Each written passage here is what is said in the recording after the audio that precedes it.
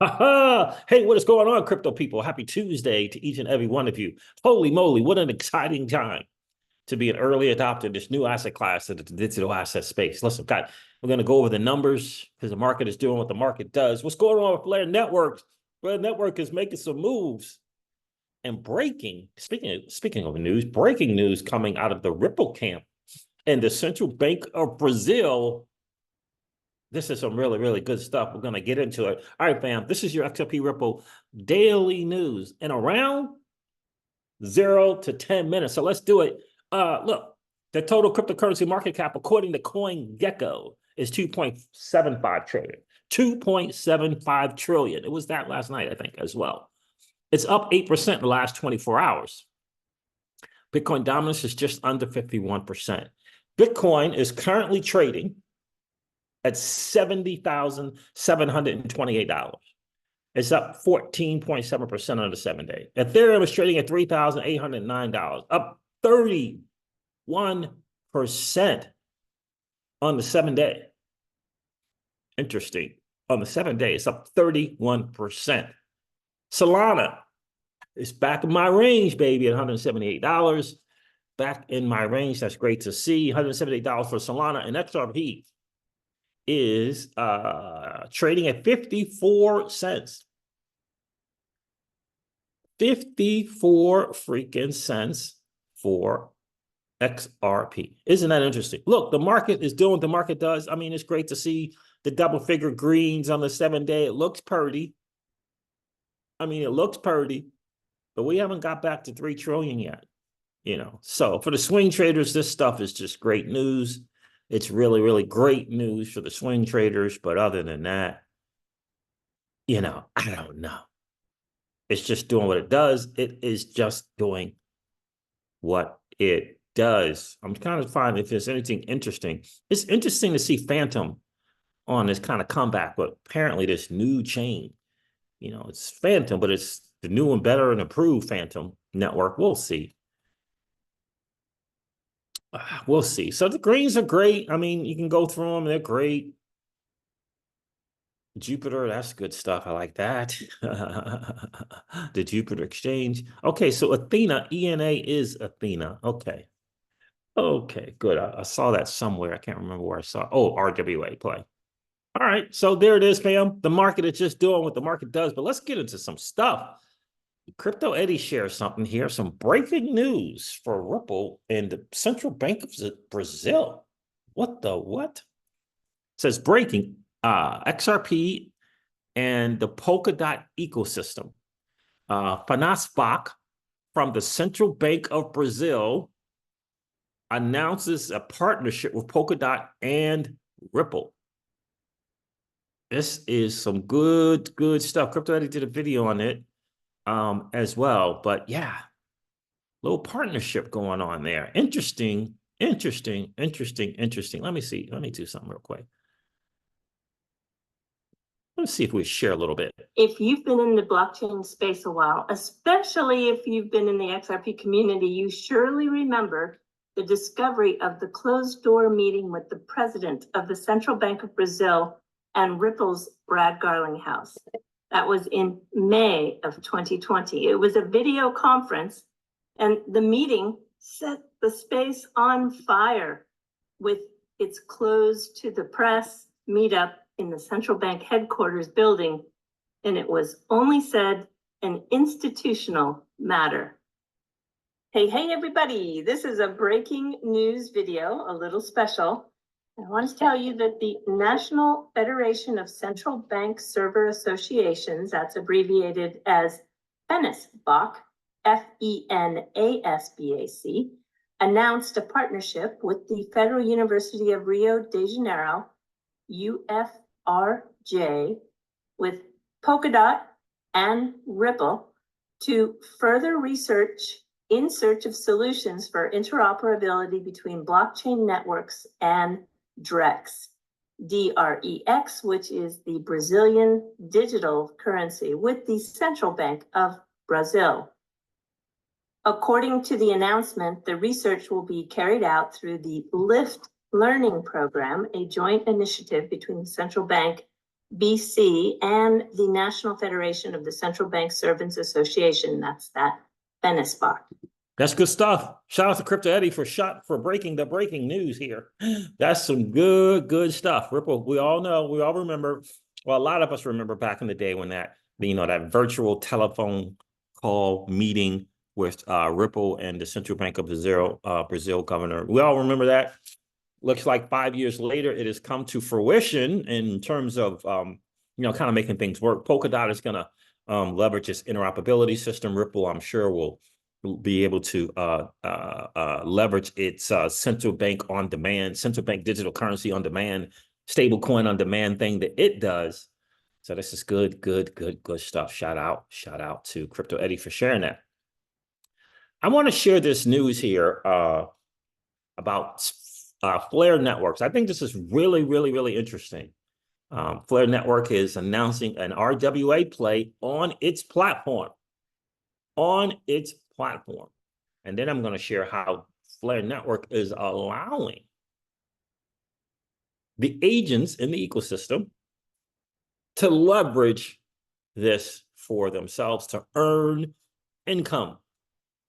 So here it is right here. This is what Hugo says. Hex Trust is launching the first native stablecoin on Flare, and Clearpool are launching the first RWA protocol on Flare. Two things happening. Clearpool is one of the RWA plays that we've talked about, along with Goldfinch, along with Ondo, along with what's the other one? Maybe it's Mantle. I can't remember. But RWA plays, right? Polytrade is the other one I was thinking of. So two things going on Flare.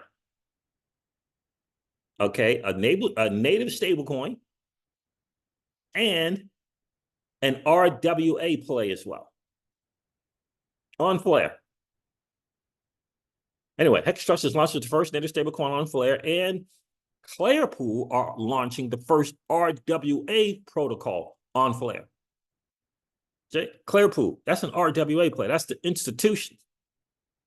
Okay, enabling the stablecoin to be deployed to earn treasury yield. Right? What do we talk about? We talked about that MakerDAO ethos, right? And how we thought that Ripple was going to be bringing that MakerDAO ethos to the XRPL. And they are, without question, they're going to do it. Flare has beat them to it. FlareNetworks has beat them to it. This is an amazing thing, says Hugo Filion, for the Flare DeFi ecosystem and for the F-Assets protocol. Yeah, I will be continuing my pressure on freaking formerly known as Celsius Network, currently known as Ionic Digital, to make sure I get my FLR tokens. Come heck or high water, because Flare is making some moves. So here it is here. USDX will be the first native, this is a stablecoin, one-to-one backed US dollar stablecoin on FlareNetwork, powered by the leading institutional digital asset custodian, Hex Trust. Here's the article right here. Let me see here. Let's do it. USDX launches with a dedicated Clearpool fan. It's an RW play, not for retail. RWA play, dedicated Clearpool fan vault, enabling holders to earn real world yield. Now, Clearpool is a thing. It's going to be interesting. Would the regular retail person be able to earn this yield? I don't know what how it's going to be set up, but Maker has a way to be able for the regular Joe in their MakerDAO ethos to earn this yield. So let's go over this article here. I thought this was really interesting here. All right, so yeah, so enables holders to earn a real world yield. Yeah, got it. But Hugo says something here. Hugo says stablecoins are fundamental for the development of a vibrant DeFi ecosystem. The collaboration between USDX and Clearpool on Flare delivers a one-to-one backed stable asset with immediate access to real-world yield. This will be particularly useful for the F asset agents putting their stable collateral to work even while it's locked in the system. The co-founder of Hex Trust said this. His name is Alessio. The launch of Hex Trust's first native stablecoin, USDX, on the FlareNetwork, in collaboration with Clearpool, the RWA play, makes a pivotal evolution in stablecoins. Powered by Hex Trust's tokenization ecosystem, HT digital assets, USDX, the stablecoin, bridges the gap between traditional financial security and blockchain innovation. It promises to reduce cryptocurrency market volatility, streamline transactions, and enhance trust and security within the digital asset ecosystem. Now, look, these traditional financial players will go for the, low 5%, 4 to 5% yield. And that's awesome. But unless that has some other value than 4 or 5%, not for me. But what is this here? Because this person here, I want to get to the guy who actually made a note of how this is going to benefit the agents. Here it is right here. And wasn't even from Hugo. Jacob Crunchbickler, the CEO and co-founder of Clearpool, added, Clearpool is the leading borrowing and lending decentralized app